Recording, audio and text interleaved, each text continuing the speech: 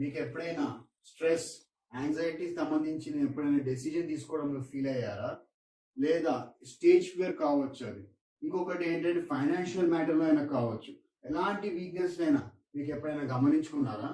And మీలో ఎంతమందికి తెలుసు మీరు చాలా మంది 50% వాళ్ళ వీక్నెసెస్ ఎందుకు కానీ ఓవర్కమ్ చేయకుండా చాలా మంది వాళ్ళ జీవితాలని గడిపేస్తున్నారు. అండ్ ఇవాళ మనం నెక్స్ట్ 5 minutes మనం how to identify your strengths and weaknesses గురించి మనం మాట్లాడుకోబోతున్నాం.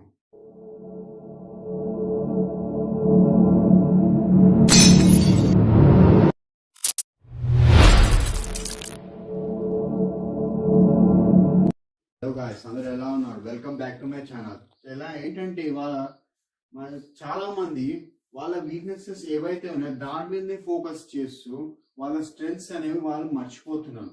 అలా అని నువ్వు స్ట్రెంగ్స్ మీదనే ఫోకస్ పెట్టావనుకో వీక్నెసెస్ ని మర్చిపోతున్నావు. అలా అని రెండింటిని వదిలేయకూడదు. రెండింటిని మేనేజ్ చేస్తూ మన లైఫ్ ని ముందుకు వెళ్ళడం వల్ల, మేనేజ్ చేయడం వల్ల మన స్ట్రెంగ్స్ అండ్ వీక్నెస్ ని మనం లైఫ్ లో గ్రోత్ అనేది ఎప్పుడు చూస్తాం. వీక్నెస్ అంటే ఒక రకంగా అబ్సెన్స్ ఆఫ్ పవర్. ఇప్పుడు నీకు ఎలా స్ట్రెంగ్త్ ఉందో వాస్తవానికి అది ఒక వీక్నెస్ అవుతుంది. వాళ్ళకి వీక్నెస్ ఎలా ఉందో ఇప్పుడు నీకు అది స్ట్రెంగ్త్ అవుతుంది. అందరికీ స్ట్రెంగ్స్ అండ్ వీక్నెస్ ఉంటాయి. అది అసలు సిగ్గుపడాల్సిన విషయం ఏం కాదు, అది సహజమైన విషయం అది. సో మీరే తొందరగా గోల్ రీచ్ కావడానికి ఎప్పుడైతే మీరు స్ట్రెంగ్స్ అండ్ వీక్నెస్ మేనేజ్ చేస్తారో గోల్ ని తొందరగా రీచ్ అవుతారు. ఫస్ట్ నువ్వు ఏం చేస్తావంటే దీన్ని ఎలా స్టార్ట్ చేస్తావంటే ఇమోషన్స్ ని అబ్జర్వ్ చేయి. నువ్వు ఏదైతే ఇమోషన్స్ ని అబ్జర్వ్ చేస్తుంటావో నీకు ఒక రకంగా నీ కోపం వచ్చిందా, ఒకవేళ కోపం వస్తే నువ్వు దాన్ని కంట్రోల్ చేసుకోవడం రావాలి నీకు. నెక్స్ట్ ఏంటంటే నీకు జెలసీగా ఉంది, నువ్వు ఎలా చేసావని అడుగు. వేరే వాళ్ళు కృతజ్ఞతగా లేరు, ఇంగ్రాటిట్యూడ్ గా ఉన్నారు. అలాంటప్పుడు పోయి నువ్వు గ్రాటిట్యూడ్ గా ఉండు, నువ్వు థ్యాంక్ఫుల్ గా ఉండు, కృతజ్ఞతగా ఉండు. అలాగా నువ్వు బ్యాలెన్స్ చేసుకుంటూ ఉండాలి, ఇమోషన్స్ ని అబ్జర్వ్ చేసుకుంటూ ఉండాలి. ఎప్పుడు స్టోయిసిజం అనేది మెయింటైన్ చేయాలి.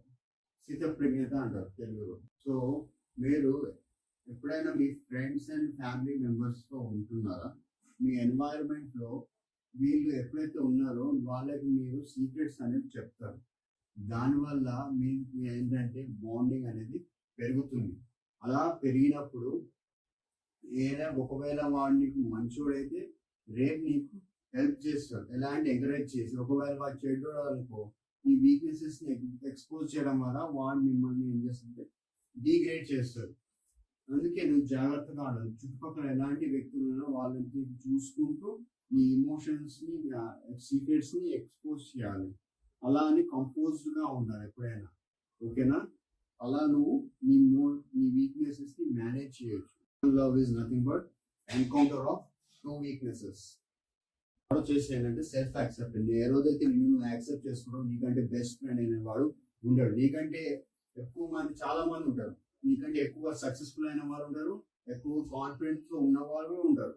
సో నువ్వు దానివల్ల నువ్వు సెల్ఫ్ ఎస్టీమ్ అనేది డౌన్ చేసుకోకూడదు. అండ్ జేమ్స్ పైకి ఏంటంటే ఏ రోజైతే నువ్వు యాక్సెప్ట్ చేయవో నీకు నువ్వు ఉండలేవు. తర్వాత ఏంటంటే నువ్వు క్రిటిసైజ్ ఎప్పుడైతే నువ్వు క్రిటిసైజ్ చేసుకుంటావో వేరే వాళ్ళు నీతో ఉండలేరు. సో సెల్ఫ్ యాక్సెప్టెన్స్ అనేది నీకు రావాలి.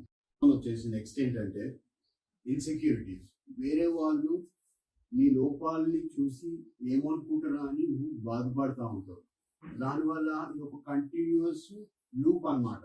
ఈ సైకిల్ చిక్కుపోతావు. అలా అని నువ్వు ఇంకా తప్పులు అనేవి ఇంకా ఎక్కువ చేస్తావు. వాళ్ళు ఏమనుకుంటున్నారో నువ్వు వదిలేయాలి, దీన్ని కట్ చేయాలి. దాని సెల్ఫ్ ఇన్సెక్యూరిటీ పీపుల్ ఎప్పుడైనా తొందరగా హట్ అవుతారు.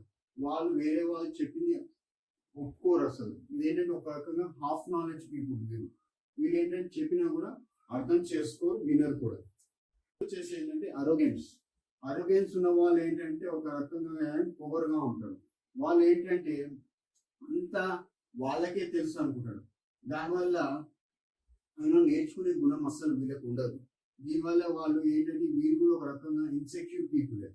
ఒక రకంగా చెప్పాలంటే బాగా ప్రౌడ్నెస్ అనేది వీళ్ళలో ఉంటుంది. సో ఏమంటారంటే సెల్ఫ్ రిఫ్లెక్షన్ అనేది చాలా ఇంపార్టెంట్. నువ్వు ఏవైతే ఇలా అబ్జర్వ్ చేస్తూ నువ్వు ఎక్స్పీరియన్స్ అవుతూ నువ్వు మార్చుకుంటా ఉండి నువ్వు లైఫ్లో గ్రోత్ ఎలా అయితే అవుతుంటావో అప్పుడే లైఫ్ అనేది చేంజ్ అవుతుంది. దాన్ని సెల్ఫ్ రిఫ్లెక్షన్ అనేది మస్ట్ నేర్చుకోవడం మనం రావాలి. అప్పుడే నువ్వు వేరే వాళ్ళకి నువ్వు దారి చూపెట్టగలవు. ఒక బాస్ లాగా, ఒక లీడర్ లాగా నువ్వు అవ్వగలవు. So thank you for watching my video.